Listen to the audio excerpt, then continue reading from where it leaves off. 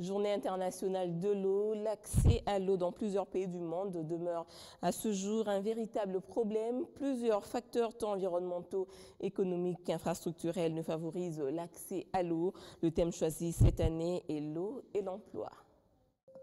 Tout un chapelet autour des problèmes liés à l'eau. On compte plus de 1000 enfants qui meurent chaque jour dans le monde des suites de maladies liées à l'eau et à l'hygiène, pourtant faciles à éviter.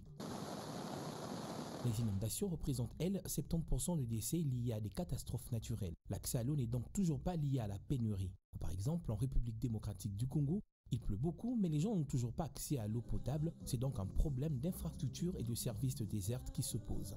Dans les pays ou les villes où la population n'a pas accès à un service d'eau, les gens payent parfois 5 à 10 fois plus cher à des revendeurs qu'à de certains quartiers de Kinshasa. Outre le stress hydrique, il faudra aller chercher également l'eau potable encore plus loin, ce qui engendre des coûts importants pour l'atteindre et l'acheminer. Un autre problème vécu, et pas des moindres, c'est celui de la pollution de l'eau, très souvent liée à l'agriculture et à l'industrie, mais aussi aux ménages, notamment dans les grandes agglomérations.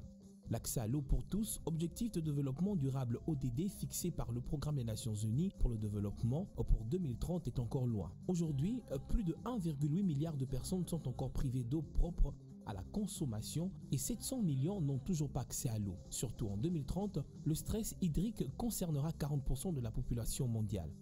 Le stress hydrique à pénurie d'eau va donc s'accentuer en raison du réchauffement climatique, mais aussi par la faute de plusieurs modes de consommation qui utilisent régulièrement de plus en plus d'eau douce. C'est le cas autour de la Méditerranée où les ressources en eau se dégradent.